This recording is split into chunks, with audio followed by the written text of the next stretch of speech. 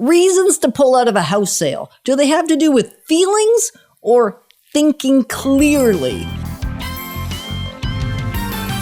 Moving forward with the DekkerTeam. Moving forward together with the DekkerTeam. We're excited that we've been able to create for you free access to over 367 episodes of the Inside Track, where we give you insights, insider tips on anything to do with real estate and anything really to do with living in your house and turning it into a home where you can make the best use of just the space that you've chosen, whether it's investments or the one that you're living in.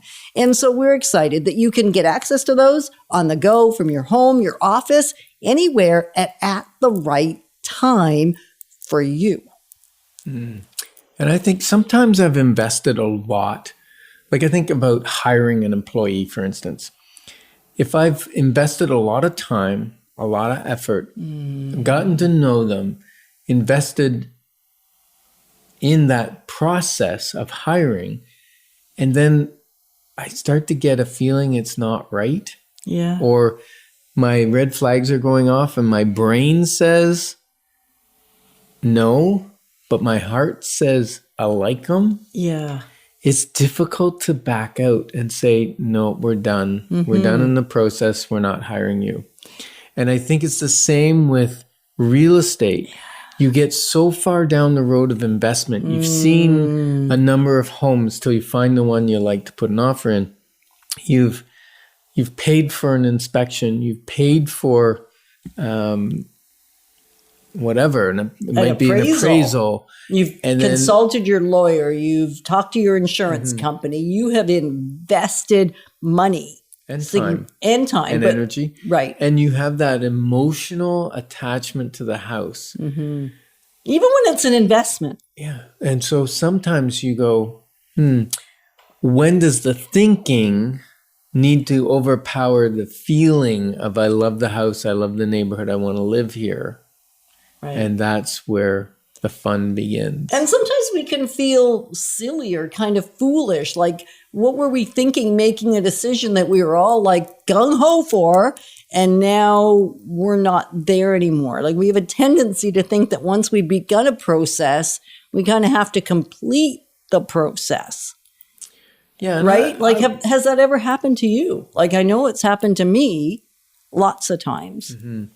And having that expert with you on that journey is significantly helping, because they can say, and you got to trust your expert that's with you. Because if at any point you feel they don't have your best interests at heart and they only want to sell a property and have their own best interests at heart, you're done.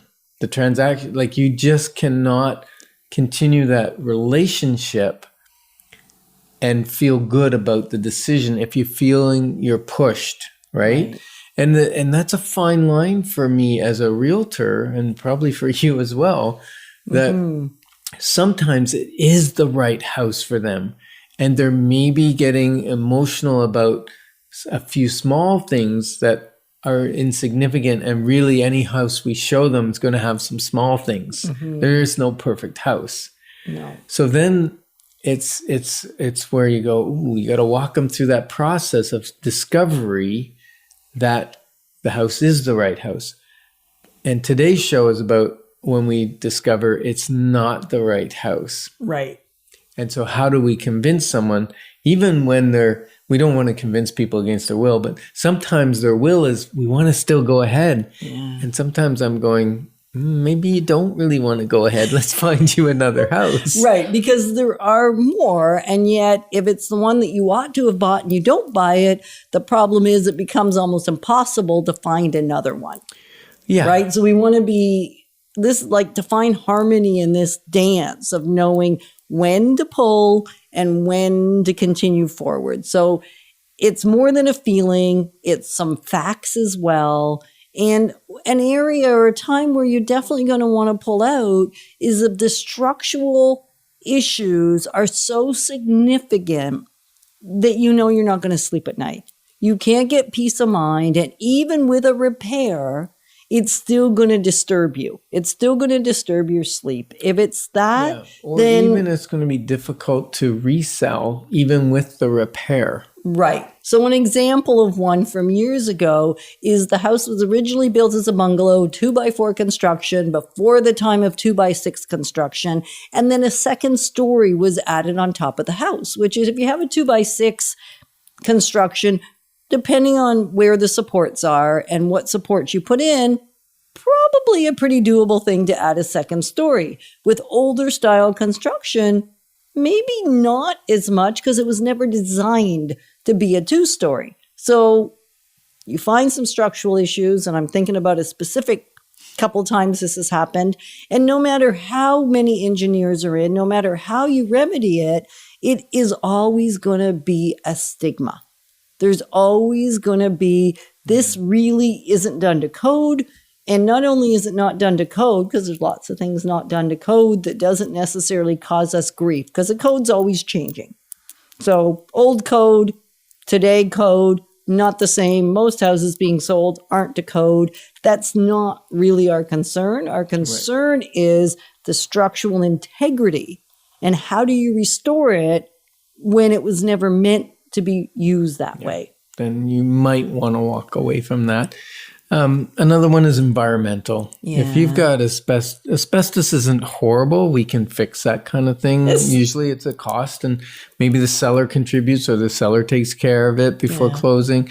Like we can negotiate some of the things. Contamination in the soil is such a wild card. Because even if you begin the process and you think it's isolated and you've even got a phase 1 or even a phase 2, there's still gnarly, nasty, horrible surprises that show up. Until phase 3 is done and you have a certificate that it's clean, then maybe go ahead with the property. But I can't recommend anybody, once an environmental issue is shown to exist, that they would go ahead. Right. And another one is mold and mildews. That can be a reason to pull out. Now, minor stuff is going to happen. A little bit of water penetration. It's taken on a little bit of moisture. You cut out the piece of drywall. You treat the piece of wood. You're good to go. You get rid of the insulation. It's not a big problem. Something that's been a house where there's been a significant amount of marijuana grown in it, something that takes a lot of water and infiltrates the house, that is almost a tear down. And the challenge with that is even if it's been remedied and you've got the certificates, that may be a great reason to pull out if you find it during the inspection because it wasn't disclosed. It was 3 owners ago. There's no real evidence, but now it's found. Because once you know, you have to disclose. And so that would be a time to pull away. Yeah. And some of the expensive things, maybe you thought the shingles looked okay, but it's going to be a $12,000 or $15,000 repair, or 30, and it might not be this year. It might be in 2 years or 3 years, and you go, well, I can't budget for that. I can't save up that amount of money by then, and I don't want to put the financial stress on me to have to borrow for that. Right. And sometimes we can negotiate, maybe some price off, maybe the seller to do some repairs. We've even had where I've increased the price and the seller's done the work so that it's all complete. Then the seller or the buyer gets it inside their mortgage. They don't have to come up with cash to do those maintenance repairs. And another time to pull out would be when you can't get the place insured. Like the insurance conversation is a moot point on many houses and a significant point on others. So we want to make sure that insurance and financing will pull together.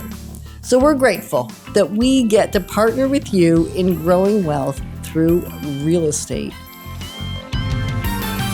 Moving forward with the